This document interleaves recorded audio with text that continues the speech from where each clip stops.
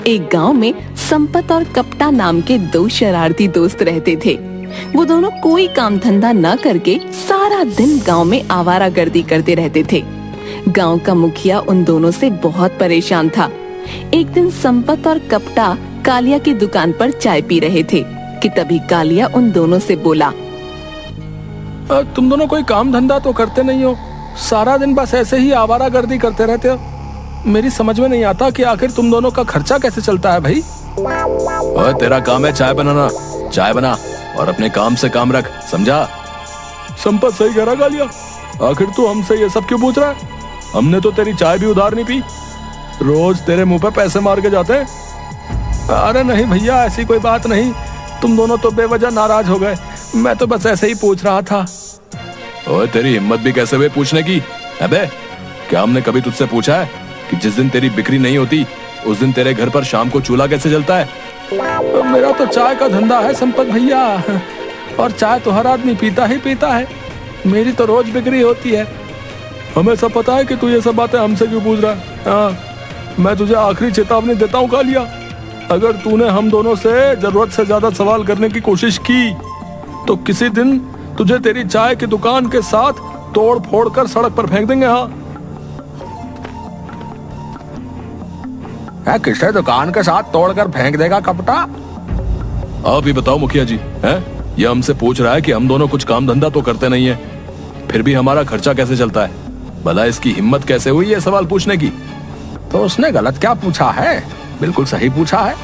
तुम दोनों दिन भर निठल्ले आवाराओं की तरह पूरे गांव में मटर गश्ती करते रहते हो, हैं?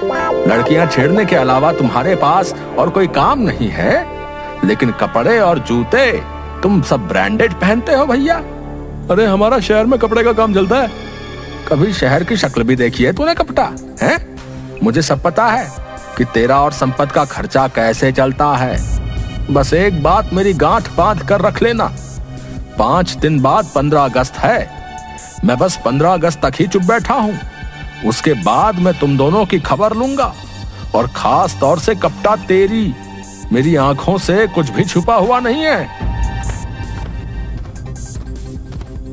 बोल तो ऐसा रहा है जैसे कि 15 अगस्त के दिन गांव में कोई मंत्री झंडा फहराने के लिए आ रहा है। बिल्कुल सही कह रहे हो कप्ता भाई, आपको पता नहीं कि शहर से एक बहुत बड़ा मंत्री 15 अगस्त वाले दिन हमारे गांव में झंडा फहराने आ रहा है। मुखिया जी ने 15 अगस्त पर सारे गांव वालों को दावत दी है, हर घर में लड्डू बांटे जाएंगे। अबे ये मुखिया पागल हो गया क्या है? अचानक से इसके अंदर इतनी देशभक्ति कैसे सवार हो गई यार? अरे कोई देशभक्ति सवार नहीं हुई मुखिया पर, जरूर इसे उस मंत्री से कुछ काम निकलवाना होगा और कुछ नहीं। तू यहीं बैठ, मैं तो चला अपने काम पर, चाहे तो एक कप चाय और पी लेना। मुझे सब पता है कि तुझे कौन से काम पे जाना है। जब तुझे पता ही है तो फिर तू बोल क्यों रहा है? देख कप्टा, मुखिया की बातों से मुझे ऐसा लग रहा है कि जैसे उसे तुझ पर शक हो गया है कि तेरा और उसकी बेटी बिंदिया का चक्कर चल रहा है। अरे बिंदिया मुझसे प्यार करती है, एक ना एक दिन तो ये बात मुखिया को पता लगनी ही थी, तो इसमें इतनी परेशानी की क्या बात है? अरे बेवकूफ, बिंदिया तुझे रोज रोज मुखिया की तिजोरी से निकालकर पैसे जो देती है, उसके बारे में अगर कहीं मुखिया को भनक लग गई तो मुखिया हम दोनों को बहुत पीटेगा, और हमारा तो इस गांव में कोई हिमायती भी नहीं है, सभी लोग हम दोनों से जलते हैं। तू समझता क्यों नहीं मेरी बात को? मैं तेरी कोई बात नहीं समझ रहा हूँ, तू आखिर कहना क्या चाह रहा है? मुझे लगता है कि मुखिया को यह भी शक हो गया कि बिंदिया तुझे मुखिया की तिजोरी से चोरी करके पैसे देती है, और उसी से हम दोनों सारा दिन मौज मस्ती करते रहते हैं। अरे तो वो पैसा कौन सा मुखिया की मेहनत की कमाई का है? सारा का सारा पैसा जनता की लूटी हुई कमाई का ही तो है। तू घबरा मत, मैं आज ही बिंदिया से इस बारे में बात करता हूँ।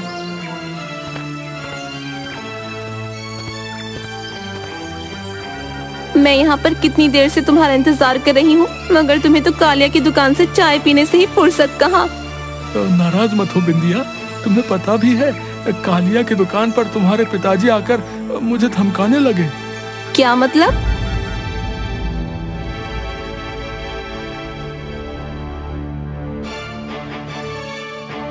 मुझे भी कुछ दिनों से ऐसा लग रहा है कप्ता कि पिताजी को शक हो गया है कि उनकी तिजोरी से पैसे मैं निकाल रही हूँ। लेकिन तुम तो बोल रही थी कि मुखिया जी तिजोरी में जो पैसे रखते हैं वो गिनकर नहीं रखते। अरे हो सकता है आप गिनकर रखने लगे हो और मैंने इस बात पर ध्यान ना दिया हो। वो सब बातें छोड़ो बिंदिया, मुझे 2000 रुपए की सख्त जरूरत है। पिताजी ने कुछ गलत नहीं कहा। तुमसे शादी के बाद भी क्या पता तुम मुझसे ऐसे ही पैसे मांगोगे और ऐसे ही पूरे दिन गांव में आवारागर्दी करते फिरोगे। अरे नहीं नहीं बिंदिया, मुखिया जी के पास इतना काला पैसा है, वो किस काम आएगा। उन पैसों में से ही मैं कोई कारोबार कर लूंगा। खबरदार जो मेरे पिताजी के पैसे को काला पैसा कहा। मैंने तुमसे कितनी बार कहा है, मेरे पिताजी कोई भ्रष्टाचारी नहीं है। हम खानदानी अमीर हैं। हमारे दादा परदादा की पुश्तैनी हवेली अभी भी पड़ोस के गांव में ऐसे ही खाली पड़ी हुई है। अरे वाह, तो शादी के बाद हम दोनों उसी हवेली में जाकर रहेंगे। लेकिन मुझे नहीं लगता कि मेरा विवाह तुमसे हो पाएगा। क्या मतलब, ये क्या कह रही हो तुम? मैंने कल पिताजी को फोन पर बातें करते सुना था। वो बोल रहे थे कि 15 अगस्त के दिन कोई मंत्री झंडा फहराने के लिए हमारे गांव में आने वाला है। अरे वो तो मुझे भी पता है। तुम्हारे पिताजी 15 अगस्त के बाद ही तो मुझे देख लेने की धमकी दे रहे थे। शायद उन्होंने तुम्हें पूरी बात नहीं बताई। मंत्री के साथ साथ उसका बेटा भी आने वाला है। पिताजी चाहते हैं कि मेरा हाथ मंत्री जी के बेटे को सौंप दिया जाए और जल्द से जल्द विवाह कर दिया जाए। कपटा, मैं तुम्हारे अलावा किसी और से विवाह करने के बारे में सोच भी नहीं सकती। तुम जाकर पिताजी से बात क्यों नहीं करते? अरे पागल हो गई हो क्या? अगर मैंने अपनी शादी की बात उनसे की तो वो मेरा पीट पीट कर बुरा हाल कर देंगे। मैं तुम्हें इतने पैसे दे चुकी हूँ। अगर तुम उन्हीं पैसों से कोई कारोबार कर लेते तो आज अच्छा खासा कमा रहे होते। लेकिन तुम तो बस अपने दोस्त संपत के साथ आवारागर्दी करते रहते हो। मुझे कुछ नहीं पता। 15 अगस्त के बाद पिताजी मेरा विवाह मंत्री के बेटे से तय कर देंगे और अगर ऐसा हुआ तो मैं अपनी जान दे दूंगी। इतना बोलकर बिंदिया ने 2000 रुपए कपटा को थमा दिए और आंखों में आंसू लिए वहाँ से चली गई। कपटा अपना सर पकड़कर तालाब के किनारे बैठ गया। तभी कपटा के कानों में संपत की आवाज टकराई। इस तरह तालाब के किनारे बैठकर चिंतित होने से कुछ नहीं होने वाला। ये गलत बात है संपत। कितनी बार कहा है कि मेरी और बिंदिया की चुपके चुपके बातें मत सुना कर। अरे मैं तो बस ये देखने आया था कि बिंदिया ने तुझे 2000 रुपए दिए कि नहीं। लेकिन यहाँ अगर तो मुझे नई बात ही सुनने को मिल गई। तू तो मेरा दोस्त है यार, कुछ कर। अगर बिंदिया की शादी कहीं और हो गई तो वो मेरे बिना जीवित नहीं रह पाएगी और मैं भी। अरे अरे अरे, अपने घड़ियाली आंसू बहाना बंद कर बे। मैं तुझे अच्छी तरह से जानता हूँ। तुझे तो सिर्फ इस बात की चिंता है कि अगर बिंदिया का विवाह किसी और से हो गया तो फिर तुझे जेब का खर्चा कौन देगा। संपत, मैं वाकई बिंदिया से प्यार करता हूँ यार, और तू मेरी मदद करने के बजाय मुझे ही उल्टा सीधा बोल रहा है। चिंता मत कर, मेरे पास एक उपाय है। कैसा उपाय? यहाँ आने से पहले मैं मुखिया के घर पर नजर रखने के लिए गया था कि वो घर पर है या नहीं, जो मैं तेरे लिए हमेशा करता हूँ। और मैंने मुखिया को अपनी पत्नी से बातचीत करते हुए सुना कि 15 अगस्त वाले दिन शहर से मंत्री अपने बेटे के साथ आने वाला है। अरे तो इसमें नई बात क्या है? ये तो मुझे भी पता है। नई बात है कपटा, और वो ये कि मंत्री अपने साथ नोटों से भरा एक बैग भी लाने वाला है जिसमें बहुत सारे पैसे हैं। भला मंत्री पैसों से भरा बैग यहाँ क्यों लेके आएगा? एक बार को मेरे मन में भी यही विचार आया था, लेकिन फिर मैंने मुखिया की बातें गौर से सुनी। वो पैसा चंदे का पैसा है। समझ गया, तू कहना चाह रहा है कि पार्टी फंड का पैसा है। मुखिया जरूर पार्टी फंड के पैसे को 1 नंबर में कन्वर्ट करता होगा। बिल्कुल सही समझा। वो सब तो ठीक है, लेकिन इसमें मेरा क्या फायदा है? अरे बेवकूफ, हम दोनों का फायदा है। देख, 15 अगस्त के दिन मुखिया ने सभी गांव के लोगों को बुलाया है। वो एक मैदान में मंत्री के साथ झंडा फहराने वाला है। गांव के सभी लोग उस मैदान में मौजूद होंगे और वो मंत्री और उसका बेटा भी। बस उसी मौके का फायदा उठाकर हम दोनों चुपके से मुखिया के घर से नोटों भरा बैग चुरा लेंगे। कुछ पैसे उसमें से मैं रख लूंगा, बाकी सारे पैसे तू रख लेना, और उसके बाद बड़ी शान से तू उसकी बेटी का हाथ मांग लेना। बात तो तेरी सही है, लेकिन अगर कहीं पकड़े गए तो? अरे पकड़ेगा कौन है हैं? और वैसे भी मुझे पूरा यकीन है वो सारा पैसा ब्लैक मनी ही होगा। और बढ़िया बात तो ये है कि वो मंत्री पुलिस में इसकी रिपोर्ट तक दर्ज नहीं कराएगा।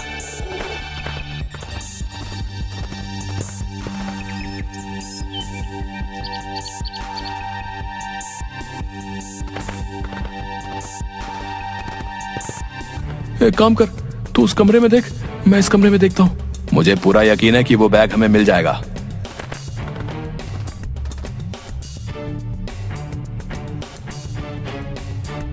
कपटा इधर आ, मुझे बैग मिल गया। इसको खोल के तो देख, इसमें पैसे हैं भी या नहीं। अबे तूने मुझे पागल समझा क्या? मैंने खोल कर ही देखा था। ये देख पैसे।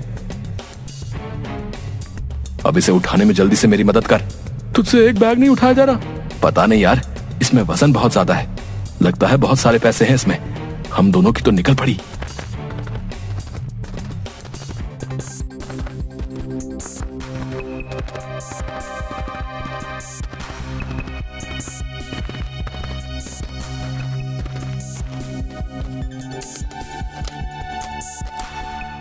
कपटा, इसमें तो सिर्फ ऊपर ही कुछ नोटों के बंडल रखे हुए हैं और नोटों के बंडल के नीचे तो हथियार हैं।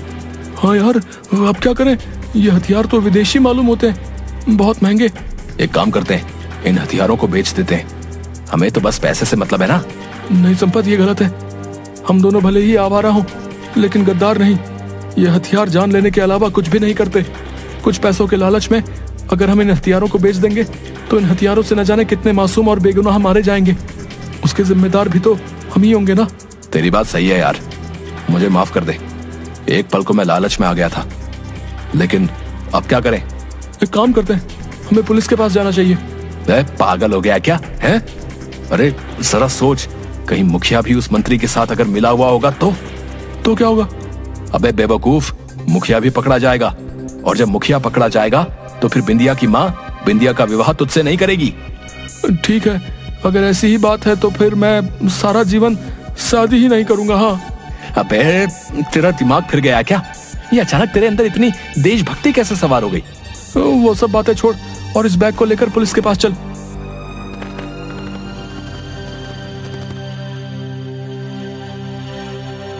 अब समझा, हम इस बैग को हर जगह तलाश रहे थे मगर हमें नहीं मिला। आज के दिन हमें सूचना मिली थी कि कुछ असामाजिक तत्व दंगे कराने की फिराक में हैं। इसका मतलब मुखिया और मंत्री इस काले कारनामे में शामिल हैं। चलो तुम दोनों मेरे साथ। संपत और कपटा, तुम दोनों यहाँ पर क्या कर रहे हो? पहले ये बताओ, ये बैग किसका है? ये बैग तो मंत्री जी का है।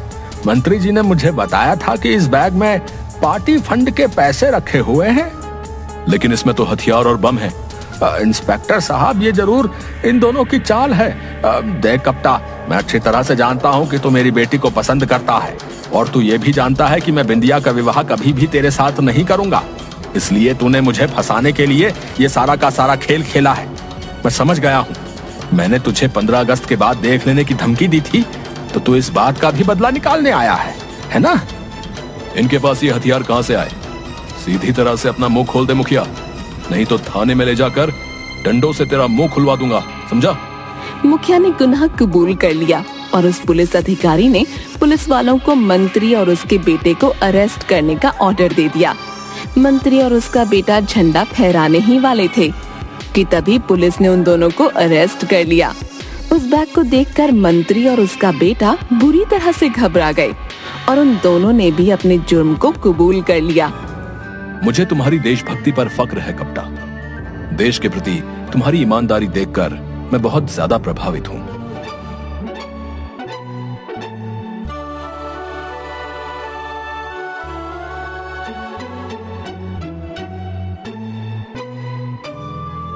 मुझे माफ कर दो माँ, मैं देश के लिए अपने प्यार को भी कुर्बान कर सकता हूँ। जो काम बरसों से मैं नहीं कर सकी वो तुमने कर दिखाया। मेरा पति देशद्रोही था। मैं हमेशा से एक देशभक्त के हाथों में अपनी बेटी बिंदिया का हाथ सौंपना चाहती थी, लेकिन आज मैं खुश हूँ कि वो एक सही हाथों में जा रही है। कुछ दिन बाद बिंदिया और कपटा का धूमधाम से विवाह हो गया।